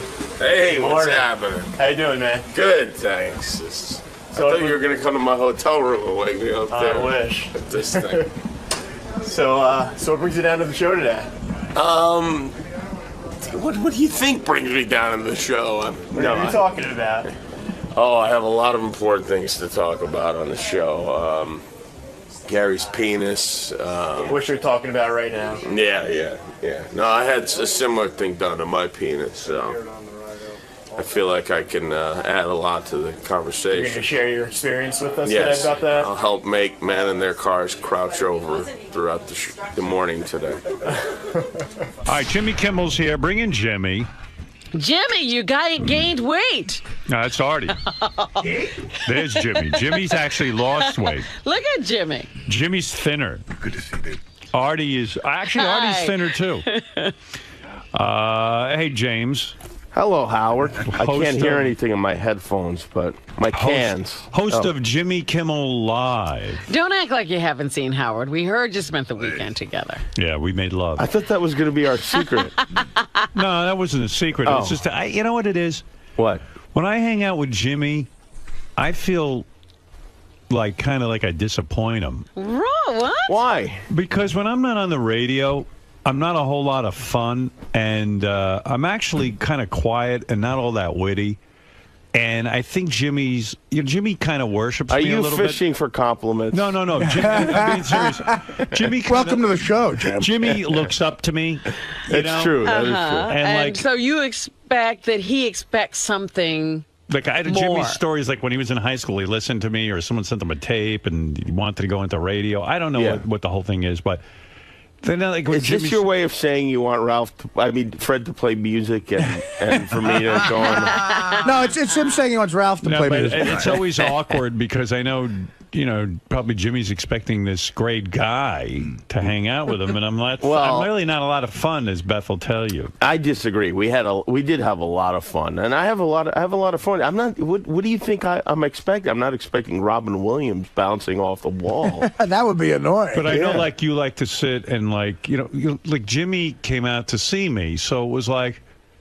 Then I feel obligated that we should be together. Yeah, well, that is one of the things when you go visit When you somebody, visit actually see someone, them. they actually are supposed to be with you. You should do the Great Gatsby. You should just never show up. Well, after Jimmy left, I said to Beth, I said, Jimmy's a great guy. Everyone knows I love Jimmy. I think Jimmy's a really together great guy.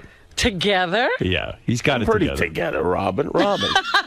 Yeah, he is pretty together. Robin, you're sitting on a pot of coffee. How dare you judge? Well, nobody said I was together. I really like Jimmy. No one could be an easier house guest. I even like his cousin Sal. He's an easy house guest?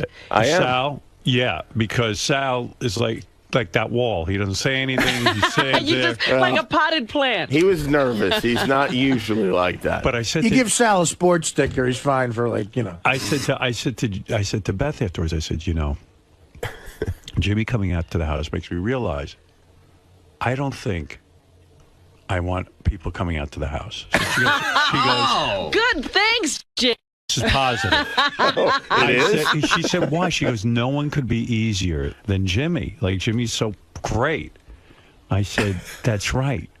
And the fact of the matter is... Everybody else is a pain in the butt? No.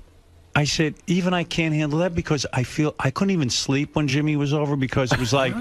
I'm like, oh, my God, Jimmy's probably awake, and he wants to Let get me together. go down and see what he's doing. So I'm up at 5 in the morning checking to see if Jimmy's Well, who's up at 5 in the morning looking to get together with their... I'm neurotic. I can't have people He over. doesn't want Jimmy to be walking around while he's sleeping. You know what you got to do, Jim, is you got to just... Howard knew I'd be asleep till 3 p.m. And then at 9 a.m., I was going to have a chess lesson. I felt guilty. I said to Beth, is it okay that I'm having a chess lesson? Because what if, it was for an hour.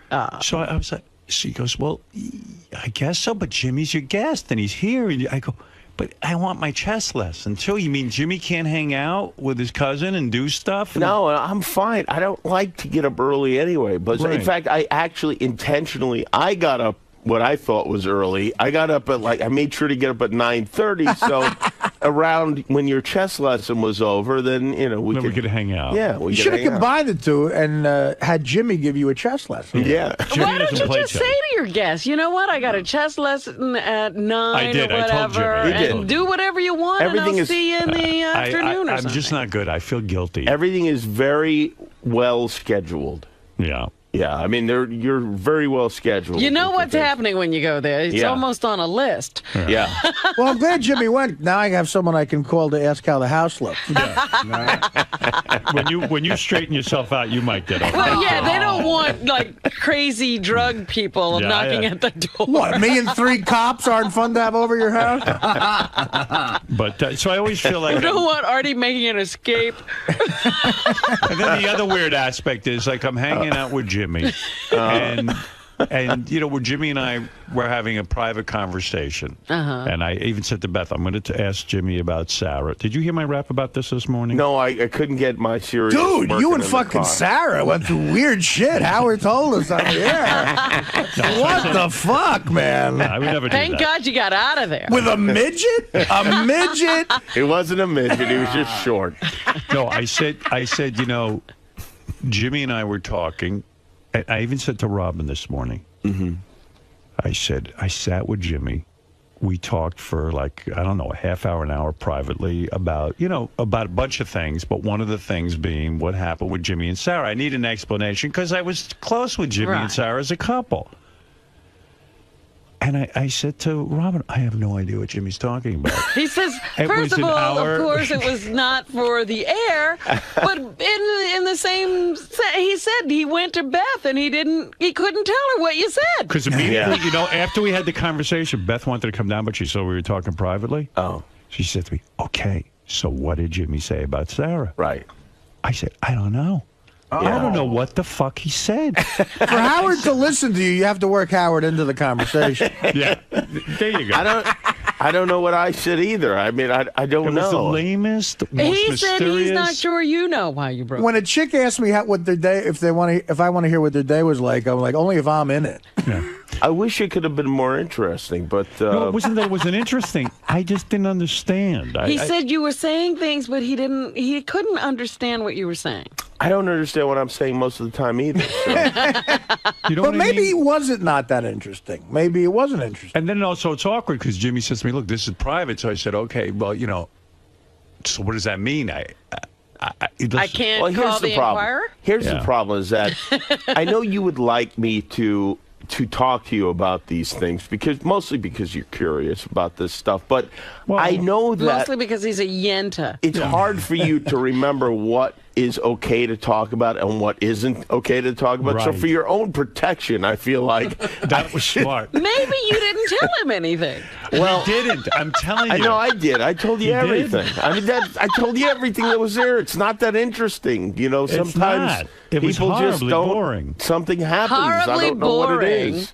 It was terrible, actually. It's unpleasant, you know. There was no but good stories. I was. there were Nobody no had events. any great problems, like, you know, Was they're the sex harboring. good? The sex was good, right? Yeah. It was, Yeah. I mean, for you, for me, yeah, it was. Yeah. The sex was good. You haven't checked with her? I think I could safely assume it wasn't that great for her. But the public thing was Taste your juice. the public thing was that she broke up with you, supposedly. Yes. Yeah. Both times? No, actually, I broke up the first time. She broke up the second time. Ah, see, that's Yeah. something I didn't know. Yeah. No. Who's going to break up the third time? I don't think they're getting back together. Is it over? Howard we said had he the could rubber get match. you. Howard said he could get So, you two back together I can't. if you just gave him a little time. Now you think you can't. Well, he can't even listen to Jimmy talk about the problem. He couldn't stay in the No, room. I listened. I didn't understand it. I You didn't know what? want to You should interrogate her. That should be what you do, because maybe you'll get more. Because But alone, like in a situation like that. I'm not the kind of person that looks for reasons afterwards. It's if you don't like me, I don't like you, and that's Well, that. then why did you break up with her? Oh, I don't even know. I just felt just depressed, and just felt like that was something that I felt like that was the reason why I was depressed, and then I became then even more depressed After you broke up. after we broke up. Yes. You heard the music. I know. What's the music? You know, Fred, you kill it with the music. He does. He does. I could have. I was almost on the hook. Yeah, I almost started crying. Wait, I missed it. What did you say? I asked, so he broke up with Sarah the first time. Yeah, you see, you're getting more out of him than I did. You needed me I told there. you that. I know, I did. Well, now that Howard's listening because it's on the air. No, I listened. I really did listen. And he I said could tell he- you, I could tell you everything he said Wait a because he minute. didn't say anything. I'm Yeah. going to tell you what he just said. Yeah. So he was suffering a depression. Right. He decided it was the relationship that was depressing him. He didn't tell me that. He broke up, and then he got more depressed. Do you so understand? that's You why missed he, it. More or You less. missed it. Yeah. More or less. Do you understand how bad that sounds? Like men want to have the perfect woman, and in a sense, Sarah is beautiful.